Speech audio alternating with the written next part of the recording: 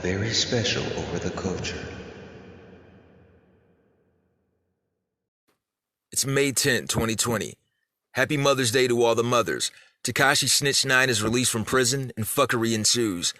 Gonna talk about tonight's episodes of The Last Dance, episodes 7 and 8. Gonna talk about my favorite sitcom mom of all, Claire Huxtable. And gonna talk to my favorite mom of all, my mom. Happy Mother's Day, Mommy. Across the country and around the world, across the street and around the corner, this is Over the Culture. This is Over the Culture podcast, where you get to hear my spin on things I like music, sports entertainment, movies, TV shows, and your mom, and my mom, and his mom, and her mom, their mom, our mom, all the mamas. Thank you for having the babies. You also get to hear about things I don't fucking like Elmer Fudd hillbilly fuckboys who go nigga hunting. Ugh. What's up, everybody? I'm your bastard of ceremonies, the one gig kid, Alfred Hugecock, Reefer Sutherland, Alex Treblack, Pat Stay Black, the most interesting blurred in podcasting, your social distancing consultant, your disinfectant injection, your mother's fucker, Steve G. And this is Over the Culture. Yeah, man.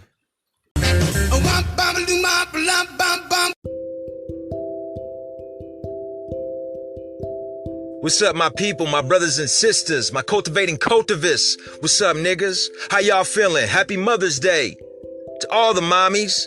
Thank y'all for having us, letting us make it through all the trimesters, all those months with the baby bump. Y'all let us make it. You didn't delete us. We want to thank you for not making that trip to the abortion clinic. We want to thank you and Dad for not having that money to get the abortion. I know my parents did a little something back in 1983, and thus a legend was born. For that, I am forever grateful. Y'all some real ones for that. For real. Salute. Angela Rollison, Stephen Garrett, the first. Yeah. Here's y'all a moment. All right. Now, what have y'all been watching, man? We still quarantining. I ain't went back to work yet. Not in a rush to. Is it worth it? Fuck no. We're having a pandemic here. I'm only going out for food and my medication, i.e. weed. Everything else is just extra.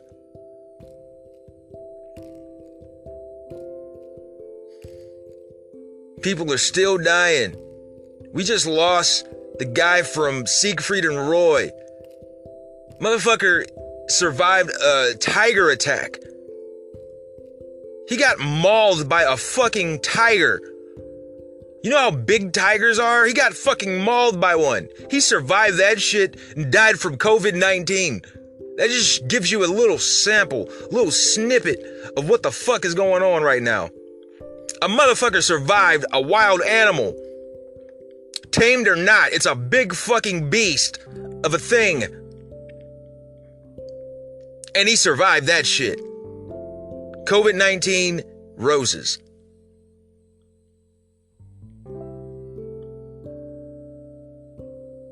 And motherfuckers are going back to work, man? No. This is all about economy. This is more about economy than people's actual safety. They're using the citizens of Atlanta as lab rats. Ironically, Atlanta has been historically 99.9% black. But yet they're opening up their restaurants, opening up their barbershops, opening up their hair salons, all the nigga shit. I'm sure every Foot Locker was open too. And just like that, overnight, hundreds, damn near thousands of new cases of COVID-19. What the fuck is going on with COVID-19? We're getting it from the air. We're getting it from touch. We're getting it in our toes. Getting it from the ground. Getting it from what? Murder hornets. Nasty gnats. Antisocial ants. It's just too much, man. This world has never experienced anything like this. We had the Spanish flu way back before our time, but this shit is some different type of shit. Just mass shutdown on everything. Not just in Sandusky, Ohio. Not just Ohio. Not in America. The world. Clink, clink. The world is just fucking on lockdown. Meanwhile, we got these Elmer Fudd fuckboy Jed Clampett motherfuckers in Georgia shooting another brother, Ahmaud Arbery. That's been in the news all day, every day for the past couple of weeks. Was murdered just jogging in Georgia. And then the dueling banjos, father and son duo, track him down and shoot him down. Unarmed black man, someone's brother, someone's son,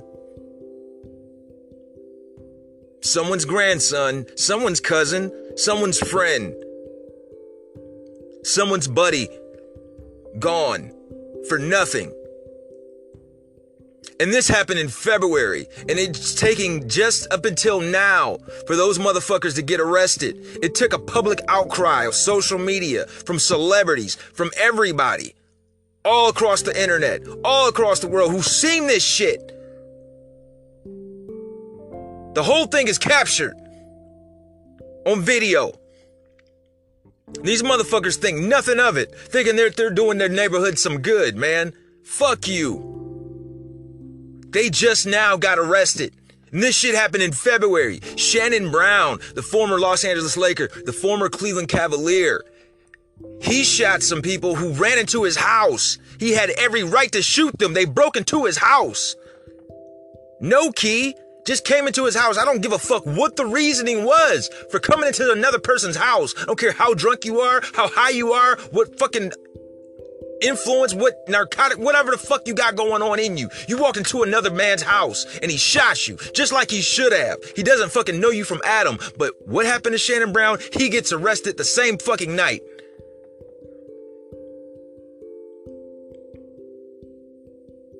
Same rules don't apply. Sounds about right.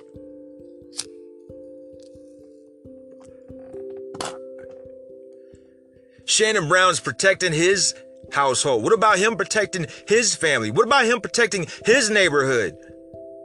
Motherfuckers can just walk into his shit, break into his shit, disturb his peace, disturb his fucking serenity, and he can't protect them? He can't protect his family? Why do I see a mugshot of Shannon Brown?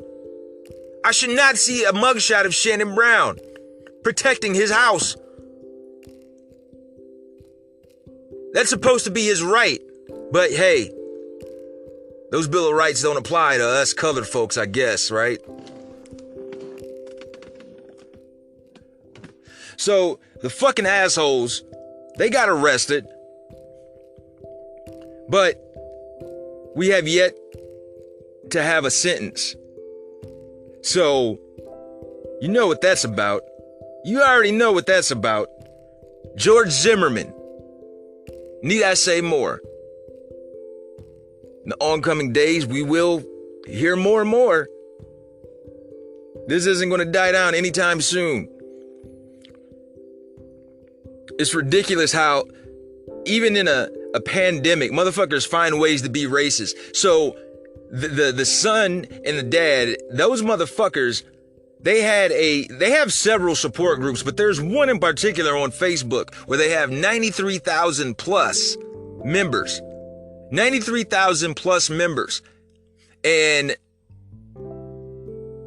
they're fully supporting these people, saying that they're Christian oriented, God-fearing family, and they were just protecting their neighborhood, just protecting their family. Bullshit. This man was jogging. He had a routine of jogging throughout that neighborhood.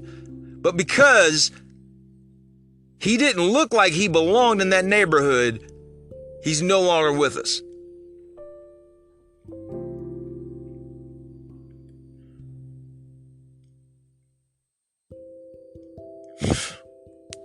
And I know there are people saying, well, you can't say anything if black people are still killing each other.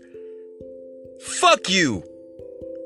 You know what happens when black people kill each other? They go to fucking jail, bro. Immediately. Shannon Brown can't even protect his own home. He went to jail immediately. Clink, clink. No questions asked. But I was protecting my family. We don't give a fuck, nigga. What about black on black crime? What about black on black crime, motherfucker?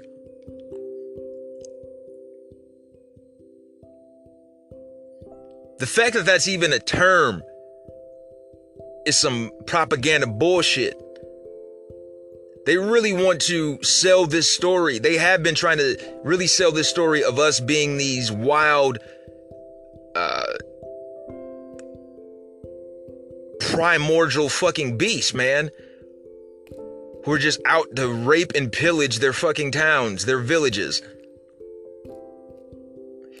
We still live in a birth of a nation fucking culture. When in Rome, do as the Romans do. When in America, racism. When in America, good old boy system. When in America, white supremacy. That is the law of the land. But I fucking digress, man. Fuck those hillbillies, man. I hope they get locked up somewhere in Atlanta or wherever the fuck the prison is in Georgia, in that area, with a whole heap of niggas. As Mel Gibson would say, a pack of niggas. That's not even how you quantify niggas, Mel Gibson, you racist fuck. But this time I digress. Still watching Dark Side of the Ring. The last episode was great. They've all been great. And this one was about Herb Abrams. I never heard of this guy until now. I remember seeing UWF, the name, but Herb Abrams, he was a mark. He was a fan of wrestling, and he had money from various avenues. He owned a big woman's clothing store. And he made his fortune off that. He used that money to start his own wrestling federation. He wanted to go up against the big dog, Vince McMahon, in the WWF at the time. He felt slighted because he wanted to do business with Vince McMahon, but Vince McMahon said, dude, I don't need your help. So it was his mission to be David against the Goliath, and he horribly failed. He used wrestlers from the past, from the 80s, who used to work for Vince, and he thought that would get him a little bit of clout, a little bit of recognition. But ultimately, like I said, the company ran into the ground within a couple of years. He had ran into some financial problems, and he just couldn't continue funding. He couldn't continue funding the UWF, and he eventually died. They said he died amongst some hookers. Going crazy. He was tearing furniture up. He was high on coke. And when they found him, he was covered in Vaseline and cocaine. So what a way to go. And one of the wrestlers said he died doing what he loved, hookers and cocaine.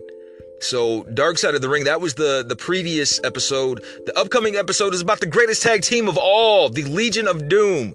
It's going to talk about the trials and tribulations of Road Warrior Hawk, Road Warrior Animal, Paul Ellering, the most influential tag team of all of wrestling. Not just WCW, not just AWA, WWF, none of that, man. They just changed the whole landscape of how tag team is supposed to be done. A lot of wrestlers try to be badasses. They were badasses trying to be wrestlers. They had a whole different look, man. The mohawk and the reverse mohawk with the face paint. No other wrestler, not just tag teams, no wrestlers were doing this shit before they were. They had a unique look. The shoulder pads with the spikes. The different kinds of face paint that they would have for every different event. And they were fucking huge. They looked like ultimate badasses that would just fuck you up in a bar. Don't even look in their direction. If they grab your girl's ass, you better say thank you and apologize. Dark Side of the Ring, man. This Tuesday, the Legion of Doom, man. I've also been watching Sopranos. Why in the hell did it take me this long to start watching The Sopranos? I loves a good story. And man, this is definitely one of the best dramatic television shows of all time. I'm in season 3, and so far it's still not beating Breaking Bad, but I have to give it homage, because if it wasn't for The Sopranos, there wouldn't be a Breaking Bad. There wouldn't be a Mad Men. I think The Sopranos broke the mold in introducing the anti-hero, the bad protagonist in Tony Soprano. And may you rest in peace, Mr. James Gandolfini. You did that shit, man. Gone too soon. But yeah, The Sopranos, it's taken me forever to finally watch the show. A big reason was because I never had HBO. Never had HBO. I had HBO Go for a little spell. And, you know, I spent that time watching Larry Sanders and Curb Your Enthusiasm. Yeah, I can't help it. I'm a comedy guy. But The Sopranos, man, I like I said, I love a good story. I'm halfway through the series. It has 6 seasons, and I'm in season 3. It's definitely a show where I just can't put it down. It's binge worthy. Breaking Bad, oh my goodness. Watching Breaking Bad was like eating cookie boxes by the sleeve. I feel the same way about Sopranos. Paulie, Silvio, Big Pussy, Carmela, Meadow. I love it, man. I like good casting. Carmela and Tony Soprano, their kids, they played the part as if they could be their real kids. So kudos to the casting for all those guys. They play their parts well. And yeah, man, I can't wait to continue. Once I'm done with this, I'm gonna have a glass of wine with my mother, mi madre. It's the first time I get to spend Mother's Day with my mom in a long time. I you know, been in Texas for 12 years, so I had to miss a lot of holidays, a lot of events, being away from my family. So I'm looking forward to that. And here's to many more, Mom. I love you. Also, Last Dance is tonight, episode 7 and 8. And episode 7, they just won their 3rd championship, beat the Phoenix Suns in 93.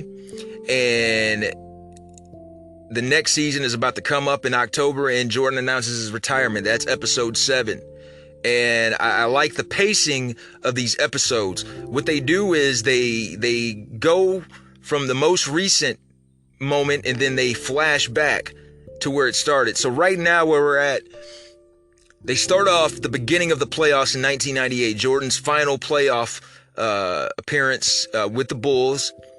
His final playoff appearance, because I don't think they went to the playoffs when he was a Wizard, but they start off and they're about to face the New Jersey Nets at the time. First series of the playoffs, and when they do that, they go back to 93 when he retires, and they go into detail about his career with the Birmingham Barons, the farm team for the Chicago White Sox, his trials and tribulations there. You know, losing his father, that took a toll on him. There's been a lot of speculation as to why he retired. They say it was because of gambling debts that he owed the mob, or, you know, he was going to get suspended by David Stern because of his gambling habit. But straight from the horse's mouth, Jordan said that this was something that he had planned to do even before his father passed. You know, he would debate and have conversations with his father. Should I go back? Should I try to get back into playing baseball? And his father told him, you should. These were conversations that he had with his father before he died. You know, and his father was adamant, you know, if this is something that you really want to do, you're pushing for, why not? You got one life to live. And, you know, as we all know now, he eventually did do that. And he returned in 95, not too long before the playoffs in 95. So that happened. In episode 8, they go into the next round. They beat the Nets and they face the Hornets. And that was the second round. And then they go back to when Jordan comes back.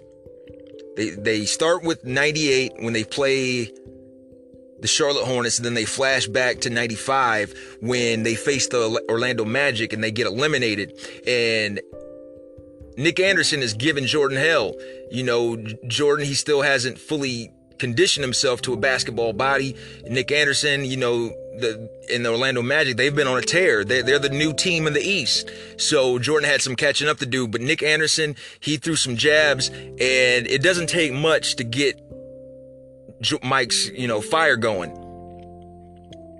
And watching this Last Dance, you know, I've learned that Mike is a petty man, and he finds reasons to be petty even when those reasons didn't even exist. He creates scenarios that he puts out there just to motivate himself even more, to throw it in their face when he kicks their ass. I've also learned that he's kind of an asshole. He's tyrannical, and some of the people who are great at their craft have a little bit of that in them, a little bit of that psychotic edge to them. And Mike is a guy who's possessed. When he's focused on a thing, he's possessed and fixated on it until he accomplishes that. And when he came back, you know, they lost to the Orlando Magic in the second round, and he spent that next season, that next summer, filming for Space Jam and also working out. He said that he would do the movie if they gave him a workout facility. And, you know, they gave him everything, all the bells and whistles. He's working out, doing pickup games with, you know, Reggie Miller, Patrick Ewing, all these different cats from the NBA, and filming Space Jam, and he's getting a feel for these guys. He's inviting these guys to come play pickup games with him, and what these guys didn't realize is he's studying them. This is he's about to go into his first full season back in the NBA, and he's doing his research on, you know, where these guys are in their game. Jordan is a fucking monster. He's one of a kind, man. That's what you have to do if you want to be the greatest, man. There's been reports of Kobe being difficult with his teammates, you know, just so he can get the most out of them. He gave him shit, man. He talked shit to Shaq, and it's fucking Shaq. He didn't give a fuck, man. Kobe wanted to win. Dude, you want to play on it? Hey, you want to win, lose some weight. I don't give a fuck if you're Shaq, if you're Kareem. Hey, man, you're on my team. And you know what? You can't help but respect it. At the time, I didn't. Because I looked at him as a young punk, like, who the fuck are you talking to Shaq? But hey, man, Kobe is a legend. And you don't get 5 championships without doing shit like that. You gotta have a little bit of that insanity in you. You gotta have some of that psycho drive. Jordan had that psycho drive. Kobe had that psycho drive. Episode 7 and 8. Last Dance, man. Next 2 going to be, I believe, next week. The last 2. So 7 and 8, watch those. MJ, baby.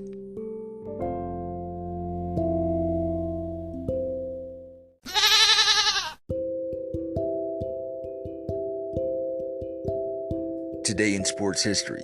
In 1967, Hank Aaron hits his only inside park home run. In 1970, Atlanta Braves' Hoyt Wilhelm pitches in his 1,000th game, loses to the Cardinals 6-5. On that same day, the Stanley Cup Finals are held at Boston Garden in Boston, Massachusetts. Bobby Orr scores his famous overtime winner as Boston beats the St. Louis Blues 4-3 for a 4-0 series sweep. The Bruins win their first title since 1941. In 1973, the 27th NBA championship is held. The New York Knicks beat the LA Lakers 4-1. And on that same day, the Stanley Cup Finals are held at Chicago Stadium in Chicago, Illinois. The Montreal Canadiens beat the Chicago Blackhawks 6-4 to take the title, 4-2 in the series. In 1974, the 7th ABA championship is held. The New York Nets beat the Utah Stars 4-1. In 1979, John McMullen becomes the CEO of the Houston Astros. In 1981, Montreal Expo Charlie Lee no-hits the San Francisco Giants 4-0.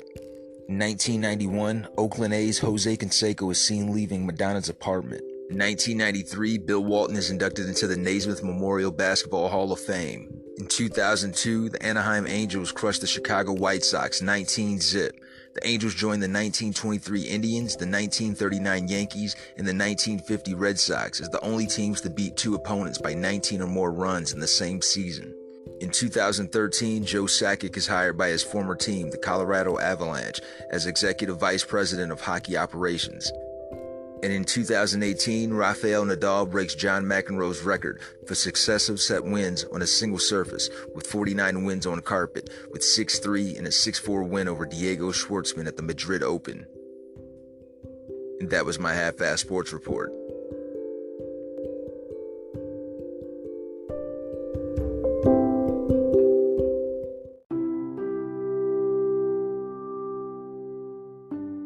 Alright, so without further ado, I want to introduce the lady who brought me here to planet Earth. The lady who can cook her behind off. She know how to crochet. She know a little bit of this and a little bit of that. Jack of all trades, man. She's a bad woman. My mama, Ann Jalil Rollison. Hey, Mom. Welcome to Over the Culture Podcasting. Thank you for having me on today, Stevie. It's a pleasure, and I want to give all the mothers out there a greetings from our household to yours. Happy Mother's Day, and just keep living life. Yeah, Ma. We over here sipping on some Seven Moons. Free plug. It's a really good wine. It's pretty hard. It's like a dark red blend from California. Seven Moons. Try it out. It's at your local Kroger's. I want to share a good memory with my mom. She took me and my cousin to our first wrestling event back in 1993. It was in Dayton, Ohio. It was the first King of the Ring. I got to see some of my favorite wrestlers. Hulk Hogan, Bret Hart, Bam Bam Bigelow, Razor Ramon, Mr. Perfect. She don't know any of these names, but she took me because she knew her baby loved wrestling. And that was the first time I understood what a W-2 was, because I think you use your W-2 money to help get us those tickets. And what money was that? How did I incur that money? I don't know.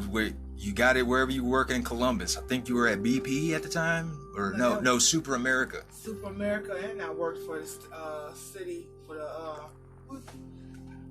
Department of. I worked for the state. I had a state job too. Pretty good. Yeah, and that's one of the memories I'll never forget. Summer of '93, it was good times. You also got me a Super Soaker summer '93. I had it was the one with the backpack. It was like the Super Soaker 200, and man, good times. Those were the days. Everything was reasonable. And back in Columbus when we lived there, and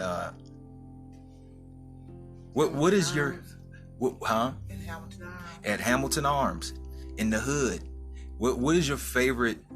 What are some of your favorite things about being a mom? Watching y'all grow, mature as man, and just giving life to these two men that I love so much. Thank you, Ma. I ain't gonna hold your time. I know you watching your shows. That was my mom, y'all, here at Over the Culture. Kind of made me nervous. Oh, you were built for this, Ma. You were made for this. Happy Mother's Day, Mom. Love you. Love you too.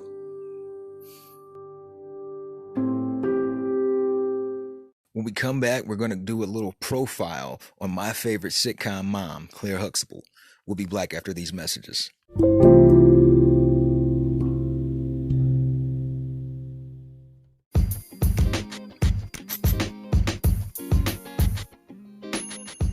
In today's birthdays, American basketball player Tyus Jones turns 24 today. Venezuelan baseball player Salvador Perez is 30. American basketball player Wilson Chandler is 33 today. Haitian-Canadian basketball player Samuel D'Alembert is 39. American actor Kenan Thompson is 42. Lebanese-American basketball player and radio host Roni Cycli is 55 today. Irish singer, songwriter, musician, humanitarian, venture capitalist, businessman, philanthropist, and activist Bono of the band U2 is 60 today. American basketball player Danny Shays is 61. Also 61 is American actress Victoria Rao.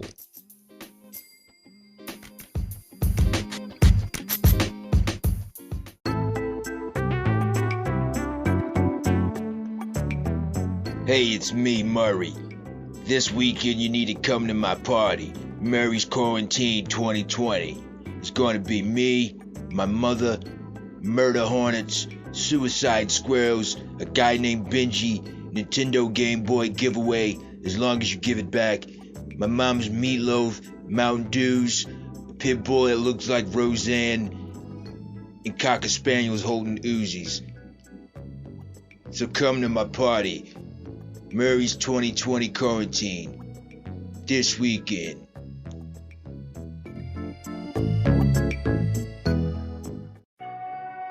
If you haven't heard about Anchor, it's the easiest way to make a podcast. Let me explain. It's free. You know what that means, right? You pay nothing. It's free 99. It's a free app that you put on your phone, and it lets you go from there. There's creation tools that allow you to record and edit your podcast right from your phone or your computer. Anchor will distribute your podcast for you so it can be heard on Spotify, Apple Podcasts, iTunes, many more. You can make money from your podcast with no minimum listenership. It's everything you need to make a podcast in one place. Check out Anchor.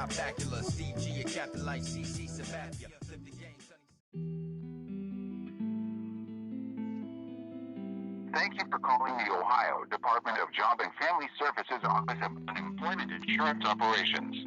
If you are calling about the new federal pandemic unemployment assistance program, which will provide benefits for many individuals ineligible for state unemployment benefits, please press 1. To continue in English, press 1. Please listen carefully as our menu options have changed. If you are calling to file a new claim, press 1. If you have an existing claim and need to reset your PIN in order to access your claim online, press 2. For all other questions related to your unemployment, if you would like to check your claim and payment status using our automated system, press 1.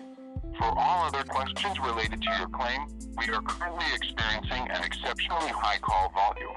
If you would like to check your claim and payment status using our automated system, press 1. If you are calling about the new federal pandemic unemployment assistance program, which will provide benefits for many individuals ineligible for state unemployment benefits, press 2. You can visit unemploymentohio.gov. From this website, you can apply for benefits, file weekly claims, and obtain other information about the unemployment program. Otherwise, please try again at another time. We apologize for any inconvenience. To repeat this message, press the star key.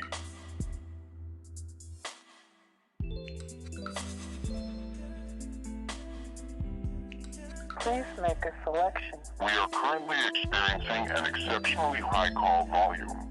If you would like to check your claim and payment status using our automated system, press 1. If you are calling about the new federal pandemic unemployment assistance program, which will provide benefits for many individuals ineligible for state unemployment benefits, press 2. You can visit unemploymentohio.gov. From this website, you can apply for benefits, file weekly claims, and obtain other information about the unemployment program. Otherwise, please try again at another time. We apologize for any inconvenience. To repeat this message, press the star key.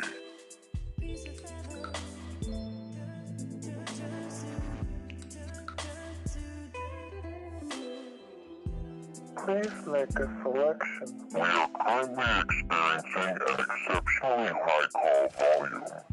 If you would like to check your claim and payment status using our automated system, press 1. If you are calling about the new federal pandemic unemployment assistance program, which will provide benefits for many individuals ineligible for state unemployment benefits, press 2. You can visit unemploymentohio.gov. From this website, you can apply for benefits, file weekly claims, and obtain other information about the unemployment program. Otherwise, please try again at another time. We apologize for any repeat this message, press the star key.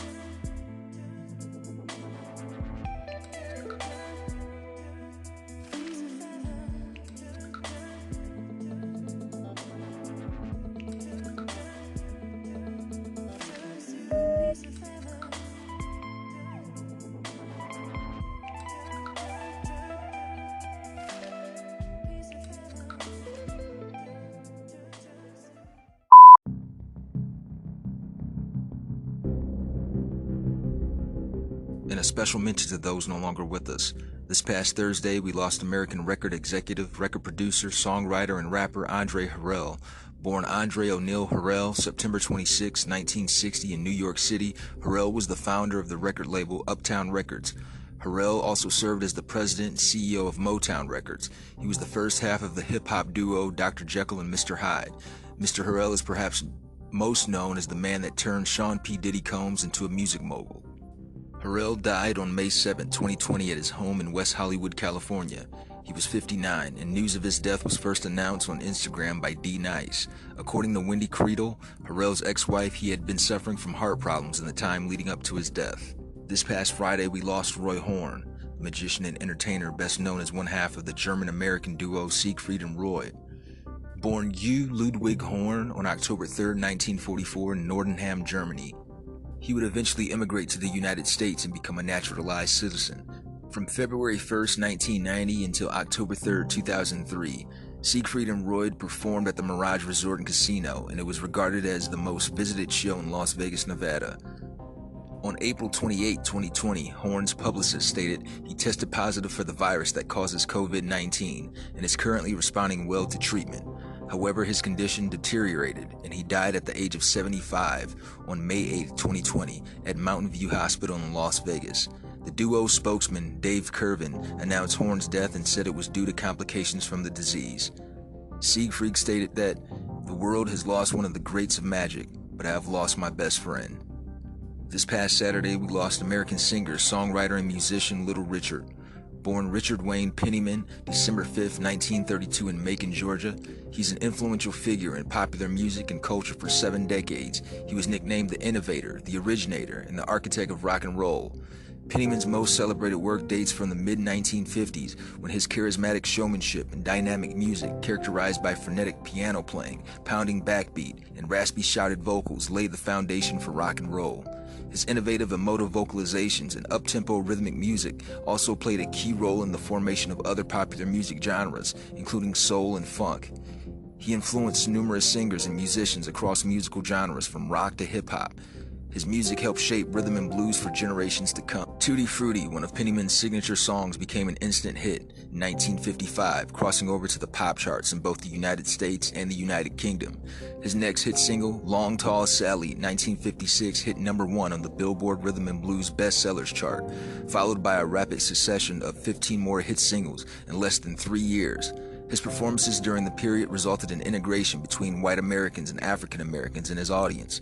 In 1962, during a 5-year period in which Penniman abandoned rock and roll music for born-again Christianity, concert promoter Don Arden persuaded him to tour Europe. During this time, Arden had the Beatles open for Penniman on some tour dates. Capitalizing on his popularity, Penniman advised them on how to perform his songs and taught the band members Paul McCartney his distinctive vocalizations. Penniman is cited as one of the first crossover black artists, reaching audiences of all races. His music and concerts broke the color line, drawing blacks and whites together despite attempts to sustain segregation. His contemporaries included Elvis Presley, Buddy Holly, Bill Haley, Jerry Lee Lewis, the Everly Brothers, Gene Vincent, and Eddie Cochran, all recorded covers of his works. Taken by his music and style and personally covering 4 of Penniman's songs on his own 2 breakthrough albums in 1956, Presley told Penniman in 1969 that his music was an inspiration to him and that he was the greatest. Penniman was honored by many institutions. He was inducted into the Rock and Roll Hall of Fame as part of its first group of inductees in 1986. He was also inducted into the Songwriters Hall of Fame. He was the recipient of a Lifetime Achievement Award from the Recording Academy and a Lifetime Achievement Award from the Rhythm and Blues Foundation. In 2015, Pennyman received a Rhapsody in Rhythm Award from the National Museum of African American Music for his key role in the formation of popular music genres and helping to bring an end to the racial divide on the music charts and in concert in the mid-1950s, changing American culture significantly. Tutti Frutti was included in the National Recording Registry of the Library of Congress in 2010, which stated that his unique vocalizing over the irresistible beat announced a new era in music. On May 9, 2020, Pennyman died at the age of 87 in Tennessee from a cause related to struggle with bone cancer. At the time of his death, he was living with his brother in Nashville. His brother and son were with him at the time of his passing. In the wake of his death, Pennyman received tributes from many artists including Bob Dylan, Paul McCartney, Mick Jagger, John Fogerty, Elton John, Lenny Kravitz, and many others who also drew primary influence from him. Sid Vicious was an English bassist and vocalist. Born John Simon Ritchie on May 10, 1957 in Lewisham, London, England, he achieved prominence as a member of the Sex Pistols, a British punk rock band. Sid replaced Glenn Matlock, who had fallen out of favor with the other members of the group. On the evening of February 1st, 1979, a small group of friends, including Jerry Only of the Misfits and future Degeneration founding member Howie Pyro, gathered at the Manhattan apartment of Vicious's new girlfriend, Michelle Robeson, at 63 Bank Street in New York City in order to celebrate his having made bail. Vicious was on a detoxification methadone program during his time at Rikers Island, but at the dinner gathering, Vicious had a friend, English photographer Peter Kotick, deliver him heroin. Vicious died sometime in the night from an overdose and was discovered by his mother, Ann Beverly, early the next morning. In the book Please Kill Me, The Uncensored Oral History of Punk by Legs McNeil and Gillian McCain, Vicious' close friend, photographer Eileen Polk, said that no New York funeral home was willing to hold a funeral or burial for Vicious due to his reputation. His remains were eventually cremated at Garden State Crematory in New Jersey. Larry Williams was an American rhythm and blues, rock and roll singer, songwriter, producer, and pianist. Born Lawrence Eugene Williams on May 10, 1935 in New Orleans, Louisiana, he's best known for writing and recording some rock and roll classics from 1957 to 1959 for Specialty Records, including Boney Maroney, Short Fat Fanny, Slow Down, Dizzy Miss Lizzie, Bad Boy, and She Said Yeah. John Lennon was a fan, and the Beatles and several other British invasion groups recorded several of his songs. Williams died in his home in Los Angeles, California, from a gunshot wound to the head on January 7, 1980. He was 44 years old. The death was deemed suicide, though there was much speculation otherwise. No suspects were arrested or charged. Williams posthumously was inducted into the Louisiana Music Hall of Fame in a ceremony held on February 9, 2014. The date was the 50th anniversary of the Beatles' first appearance on The Ed Sullivan Show. On June 25, 2019, the New York Times Magazine listed Larry Williams among hundreds of artists whose material was reportedly destroyed in the 2008 Universal fire. Pat Summerall was born George Allen Summerall on May 10, 1930 in Lake City, Florida. He was an American football player and television sportscaster who worked for CBS, Fox, and ESPN.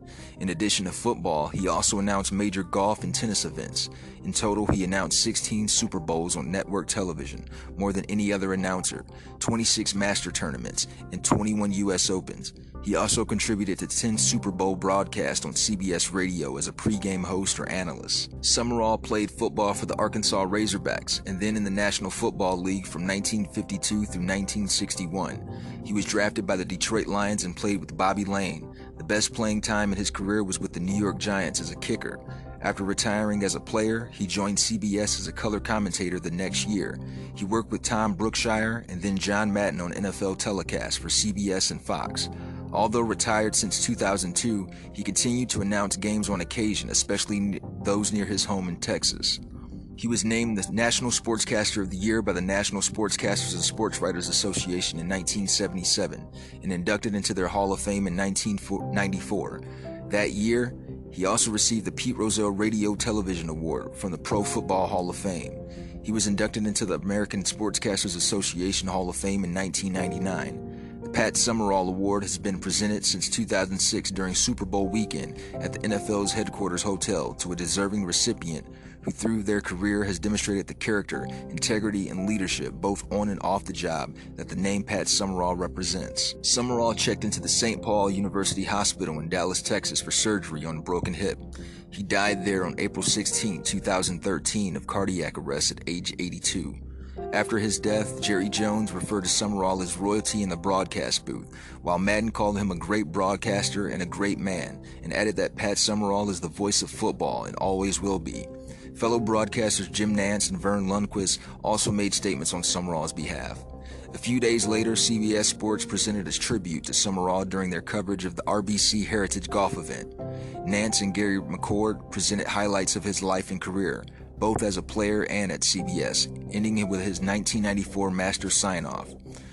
During a Fox NASCAR broadcast, Chris Myers paid tribute to Summerall for Fox. Rest easy, y'all.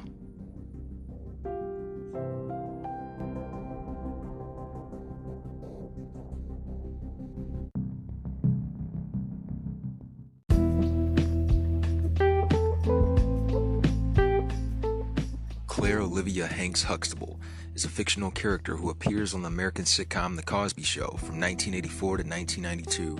Portrayed by actress Phylicia Rashad, Claire, the wife of Cliff Huxtable and the mother of their 5 children, is the matriarch of the show's central Huxtable family. Working as a lawyer, Claire values the importance of maintaining a successful career and strong household simultaneously.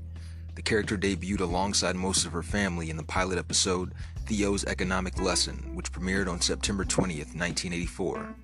Created by comedian Bill Cosby, Claire is based on Cosby's own wife, Camille.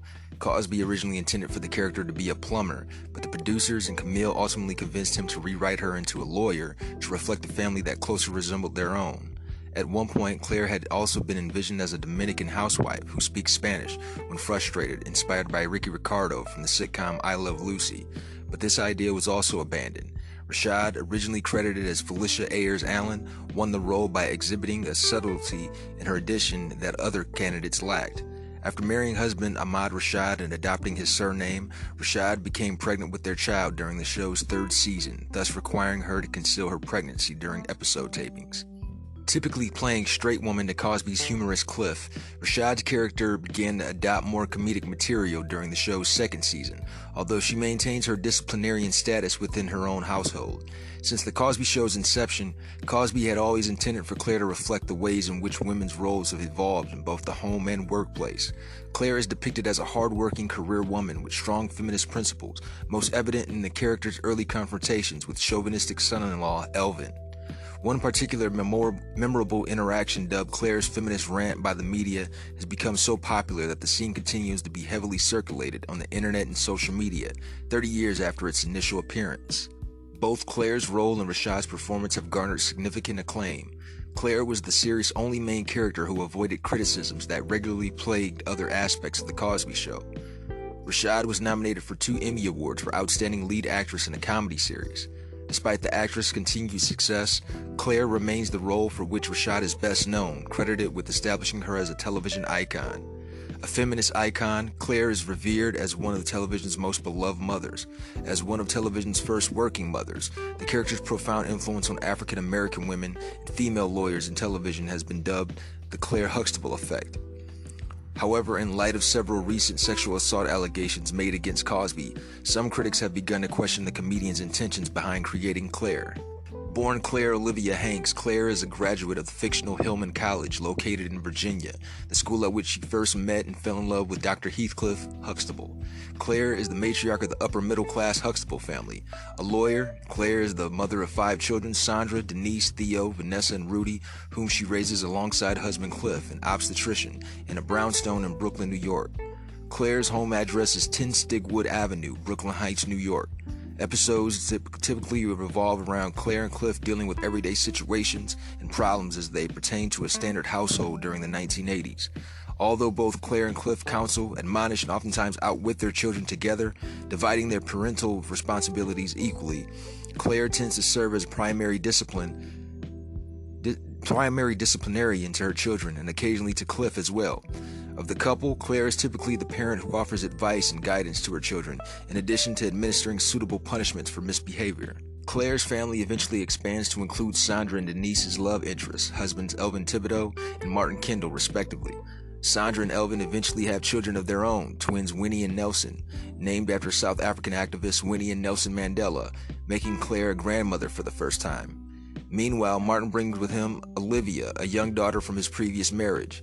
Denise's stepdaughter, Olivia, ultimately becomes Claire's step-granddaughter. Claire's teenage cousin Pam eventually moves in with her in the show's 7th season.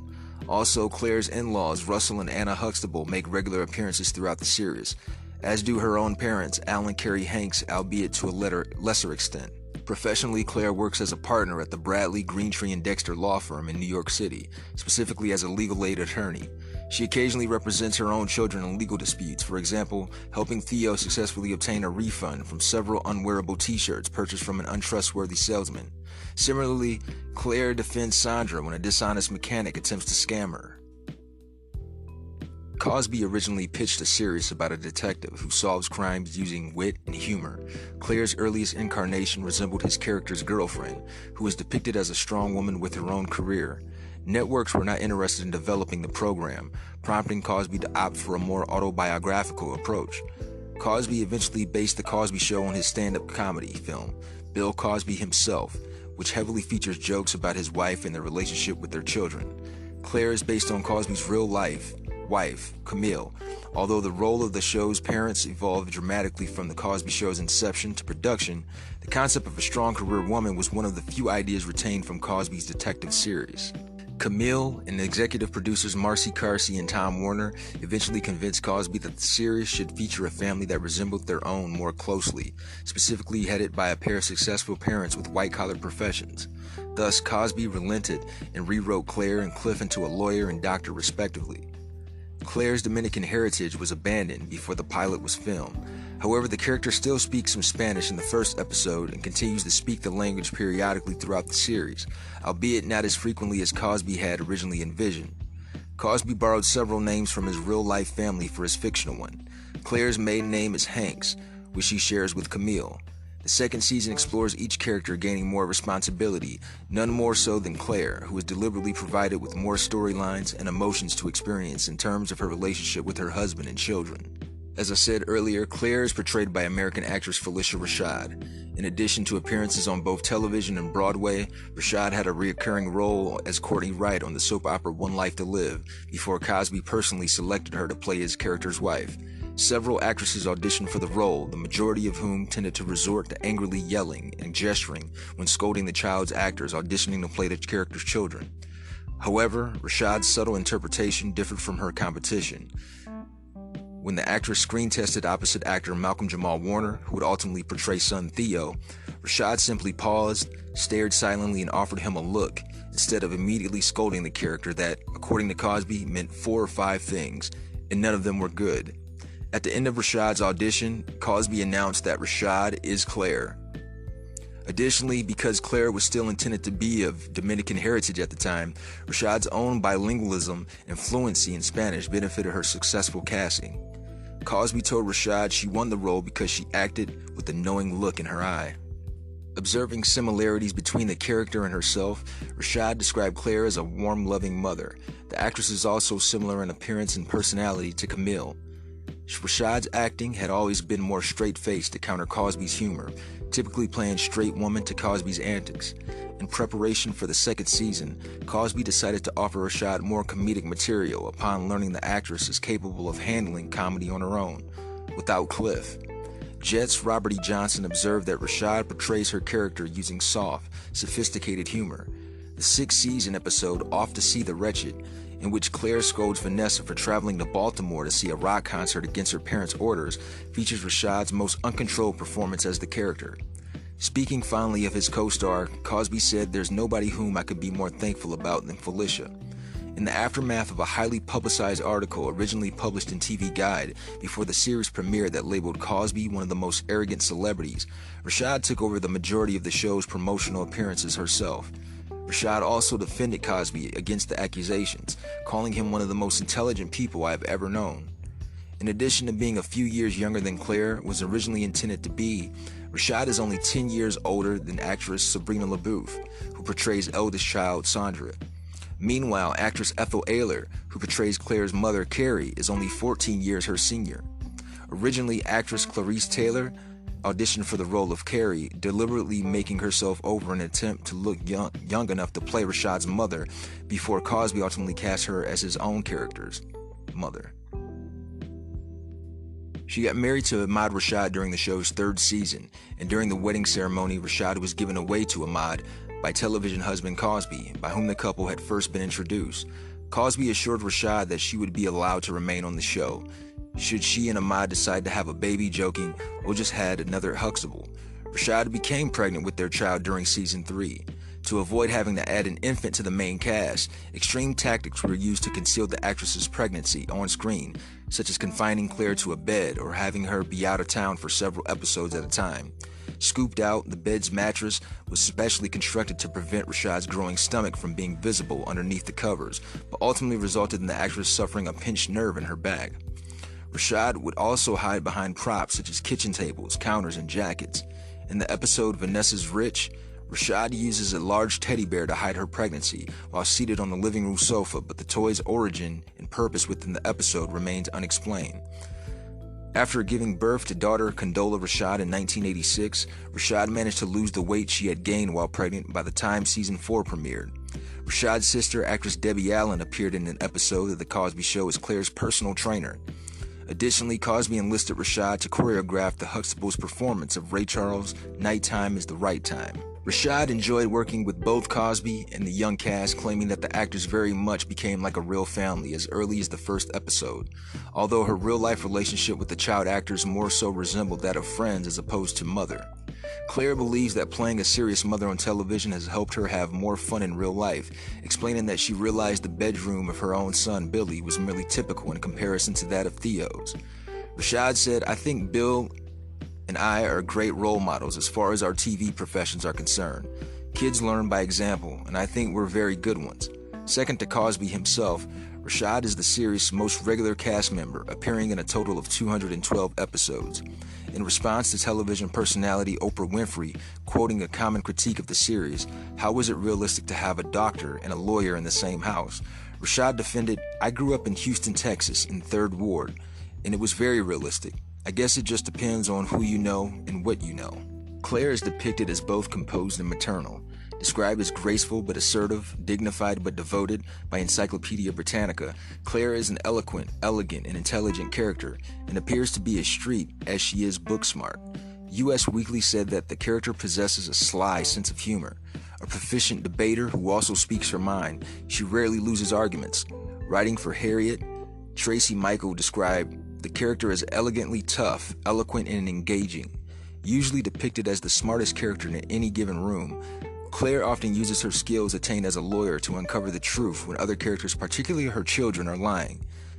On one occasion, getting Theo to admit that he had made cracks about an overweight fast food restaurant employee, which she overheard, resulting in his expulsion from track by the irate coach. Robert E. Johnson of Ebony observed that Claire's legal background equipped her with rapid, razor-sharp retorts to counter Cliff's humor. Claire is also shown to be a talented singer. She performs a duet with musician Stevie Wonder in the episode A Touch of Wonder. Passionate about her African-American heritage and culture, Claire wins painter Ellis Wilson's Her Great Uncle in the series' original painting Funeral Procession at an auction which she purchases for $11,000 and proudly hangs in her living room for the remainder of the series. New Jersey 101.5 believes strong, loving, and warm to be 3 of the best ways to describe Claire. MeTV described Claire's parenting style as firm yet loving. Writing for NPR, Eric Deggans observed that Claire uses a loving yet sardonic approach to parenting, demonstrated by her line, "I was a beautiful woman once, before the children came." Considered to be the stricter of the 2 parents, Claire is humorous and sarcastic about the frustrations and challenges of parenting, often joking about killing or abandoning her children, but at the same time making sure they do not take her exaggerated threats too seriously by demonstrating obviously loving indulgences. She prefers to use a no-nonsense approach to maintaining her family, except for rare situations in which nonsense is required. In the pilot, Claire responds to Theo's last-minute breakfast request for scrambled eggs after she had already prepared sunny-side-up eggs by using her spatula to scramble them. According to the mommy myth, the idealization of motherhood and how it has undermined all women, author Susan Douglas, Claire sometimes makes the mistake of alternating between stern and overindulgent too abruptly. Equally successful in their respective professions, Claire's relationship with Cliff deliberately mirrors the real-life relationship of Cosby and his wife Camille. Claire occasionally raises her voice, but seldom yells or loses her temper, demonstrating calmness and a sense of humor as a remedy for the trials and tribulations of motherhood. Claire Huxtable is the show's only main character to have spared harsh criticism. Claire has garnered very positive reviews from critics, by whom she continues to be venerated frequently. Critics and journalists often celebrate the character's outspoken, womanist views. Blake Green of the Baltimore Sun described the character as the perfect wife and mother of 5, who also practiced law and dressed to the nines. Jezebel's Hillary Crossley Coker hailed Claire as a career-driven matriarch that kicked ass at home and at work. Complex described Claire as a hard-ass mom who radiates the beauty of a goddess. The Chicago Tribune wrote that Claire was one big beacon of gorgeous in the Huxtable household, including her on the list of diverse TV ladies that can help young girls learn how to kick ass.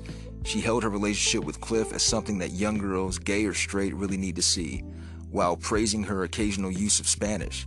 In a retrospective review of The Cosby Show in 2014, Daily Life writer Ruby Hamad highlighted that Claire as the one thing about the show that is as good now as it was then. In terms of the character's best episodes, Joe Reed of The Atlantic cited Claire's unimpressed reaction to her husband allegedly confusing a cherished memory of her with that of an old love interest in the 6th season episode Isn't It Romantic as a personal favorite, specifically lauding Rashad's pronunciation of tacky barrette and her hairpin turn when Cliff's real gift is revealed that shows that next dimension that always pushed Claire to the top of the heap. Meanwhile, Kevin O'Keefe, writing for the same publication, selected Claire's enraged monologue to Vanessa in Season 6's Off to See the Wretched, followed by the character's dismay upon learning that Sandra has decided not to return to law school as his favorites, enjoying the way in which Claire adopts an attack mode in both circumstances. Reviewing the character's conversation about pregnancy and marriage with Denise in Season 3, The Shower, Slate's Aisha Harris wrote, "Written realistically and delivered beautifully by Rashad, the moment attains a level of artistry that spot-on TV lessons rarely reach. When the show aired, both middle and upper-class working women responded well to Claire. However, some few reviewers have occasionally accused the character of being too perfect and one-dimensional, while others found her to be too aggressive, outspoken, lacking in maternity, and overly controlling towards both her children and husband. Additionally, some feminist critics did not appreciate the fact that Claire rarely struggles with everyday situations that working mothers typically encounter in real life." Mrs. Phylicia Rashad has also garnered critical acclaim for her performance. Writing for AARP, Alan Fallow wrote that Rashad charmed audiences with her wholesome brand of comedy. Robert Weintraub of the New York Times hailed Rashad as America's mom, dispensing tough love with a straight face opposite Cosby's comic mugging. Jason Bailey of The Slate wrote that Rashad portrayed her character majestically, while Huffington Post's Milsey Harris praised the actress for playing Claire with class and poise from 1984 through 1992. Writing for the same publication, Jennifer Armstrong dubbed Rashad a great ranter. Rashad has won numerous awards and accolades for her performance over the course of 2 decades, including 2 Primetime Emmy Award nominations for Outstanding Lead Actress in a Comedy Series. Although she never won, Randy Dawn of Today felt that Rashad's performances during the show's first and last seasons were most deserving. Dawn elaborated, "While it seems hard to imagine today, in 1984, finding a tough-minded, super-smart, middle-class black woman on TV was all but unheard of, much less finding one who could contend with and occasionally upstage a legendary comedian." Following her 1986 nomination, Rashad remained the last African-American actress to be nominated for an Emmy Award in that particular category for 30 years until 2016. At the 15th People's Choice Awards in 1989, Rashad won in the category of Favorite Female TV Performer. Rashad also won 2 NAACP Image Awards. Former South African President Nelson Mandela once personally thanked Rashad for her contributions to the Cosby Show, which he claimed to have watched while in prison on Robben Island. Claire is widely regarded as one of the greatest mothers in television history by several media publications. Time dubbed Claire America's favorite TV mom.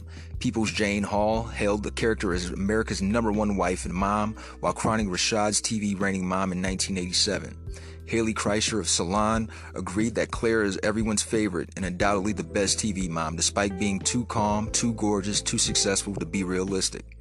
The Daily Beast wrote, Claire Huxtable was not only the perfect mom, but also a great role model, as someone who never sacrificed either her career as a high-powered lawyer or her family life. Praising the character for transcending both racial and generational barriers, Patrice Evans of Jezebel described Claire as the perfect professional mom. The author went on to claim that while other famous television mothers such as June Cleaver, Carol Brady, and Edith Bunker have gradually suffered a loss in potency over time, Claire instead remains a relevant maternal figure every television mother created since can only aspire to be like. Laura Miller of JetMag.com agreed that Claire has always been the mother to aspire to. She was black, she was a professional, had a working husband, and a boatload of children. She had it all, but also acknowledged that her portrayal isn't a complete reality either. As a family-balancing professional African-American woman, Claire has had a profound influence on The Cosby Show viewers. First Lady Michelle Obama has constantly been compared to Claire, by which Obama admitted she's flattered because she considers the character to be an American icon. Patrice Evans of Jezebel wrote that although Michelle Obama might be taking the baton as the quintessential symbol of the professional black woman, doting mother, she'll still need Barack to win a second term before she can approach the status of Claire Huxtable. However, Rashad herself has discredited the Claire Obama comparisons. LGBT rights activist Janet Mock cites Claire as one of her biggest influences. I wanted to be her, I wanted to be beautiful, be successful, and maybe have a great family in a brownstone in Brooklyn. Claire Huxtable, my favorite sitcom mom.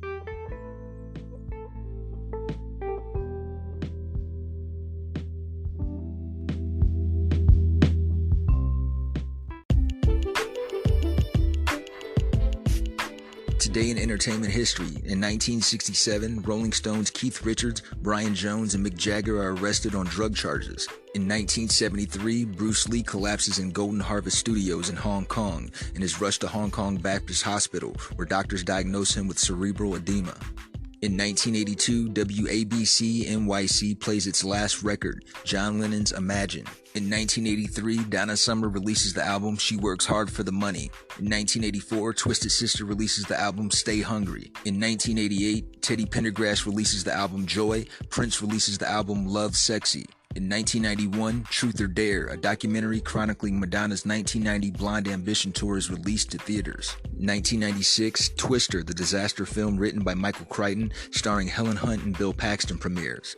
2003, B2K releases their album Pandemonium. In 2018, R. Kelly's songs are removed from Spotify playlists after sexual abuse allegations. And in 2019, Logic releases his album Confessions of a Dangerous Mind.